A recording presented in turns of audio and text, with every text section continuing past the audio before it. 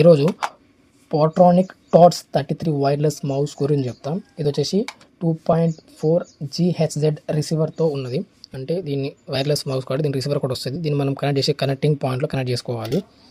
And GHz అంటే giga heads, అంటే మనం ఒక్క సెకండ్కి ఎంత వరకు డేటా అనేది మనం ఇందులో నుంచి కంట్రోల్ చేయొచ్చు, అంటే ఎన్ని క్లిక్స్ చేయవచ్చు అనేది చెప్పేదే ఇది. దీనికి 2.5 నుంచి 5.4 దాకా అలా ఉంటుంది మౌస్లో.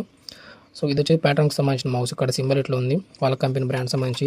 బ్యాక్గ్రౌండ్ ఇక్కడ ఉంటుంది, మోడల్ నెంబర్, ఎంత పవర్ ఇవ్వాలి ఏంటని, సెన్సార్ లైటు, ఏమో ఇందులో సెల్స్ వేసేది బ్యాటరీలు. ఇక్కడ ఇందులో 2 బ్యాటరీలు ఇవ్వాలి. అండ్ ఈ రిసీవర్ వచ్చేసి ఈ హోల్లో వస్తుంది మనకి ఇట్లా. మనం తర్వాత ఓపెన్ చేసినప్పుడు తీసుకొని వాడుకోవాలి. ఇందులో నాకు బాగా నచ్చిన విషయం ఏంటిదంటే ఇక్కడ ఒక బటన్ అవపడుతుంది కదా, సేమ్ నార్మల్ మౌస్లోకి అన్నీ ఉన్నాయి. రైట్ క్లిక్, లెఫ్ట్ క్లిక్ అవన్నీ ఉన్నాయి.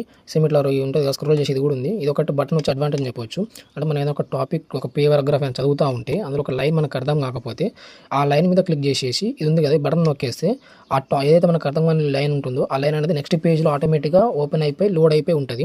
అంటే ఈ పేజ్ కట్ కాకుండా, ఫస్ట్ పేజ్ కట్ కాకుండా సెకండ్ పేజ్లో మనకు అర్థం కాని టాపిక్ మీద క్లిక్ చేస్తే ఈ బటన్ ద్వారా అది లోడ్ అయిపోయి ఉంటుంది బ్యాక్గ్రౌండ్లో. సో మనం ఈ మొత్తం పారాగ్రాఫ్ చదువుకున్నాక ఆ టాపిక్ వెళ్ళిపోవచ్చు, లేదంటే మన అర్థం కాని టాపిక్ చదువుకున్నాక మళ్ళీ బ్యాక్ ఇది రావచ్చు. అంటే దీన్ని క్యాన్సిల్ చేసే అవకాశం లేదు, మరి దీన్ని సపరేట్ సెర్చ్ చేసే ఆప్షన్ లేకుండా దీన్ని డైరెక్ట్ ఇచ్చేసి ఉన్నారు. సో ఇది ఒక ప్లస్ పాయింట్ దీంట్లో. అంటే అండ్ మౌస్ కూడా బాగానే ఉంది. దీనికి ఆన్ ఆఫ్ ఆప్షన్ లేదు.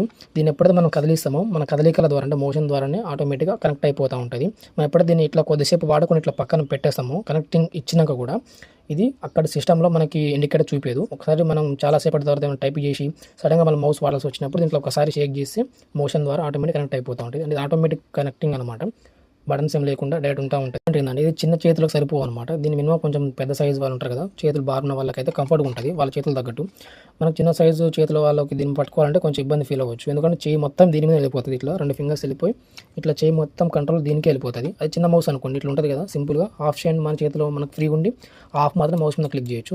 ఇట్లా దీన్ని హాఫ్లో కూడా కంట్రోల్ చేయొచ్చు, కానీ కొంచెం ఇబ్బంది ఫీల్ అవుతాం మనము, కొంచెం చిన్న చేతులు ఉన్న వాళ్ళు. ఎందుకంటే ఈ రోలర్ కానీ ఇవి కొంచెం ఇబ్బంది ఫీల్ అవుతూ ఉంటాం. ఇదొకటి నాకు కొంచెం ఇబ్బంది అనిపించింది.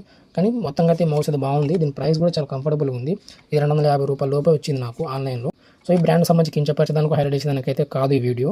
ఏదైనా కొన్ని వాళ్ళు చూసి జాగ్రత్తగా, అంటే మనకు కంఫర్ట్గా ఉంటుందని తీసుకోండి. తీసుకునేటప్పుడు దీని సైజ్ అయితే వాళ్ళు మెన్షన్ చేయలేదు ఇంత బార్ ఉందనేది. దీని బార్ చాలా పెద్దగా ఉంది. నేను అనుకున్నాను, తీసుకున్నాక తెలిసింది. తీసుకునేటప్పుడు ఇందులో ఇలాంటి సెల్స్లు అయితే రావు. ఈ సెల్స్లు మనమే సపరేట్గా కొనుక్కోవాలి. ఓన్లీ మౌస్ ఇందులో ఇక్కడ చెకింగ్ కదా, కనెక్టింగ్ పాయింట్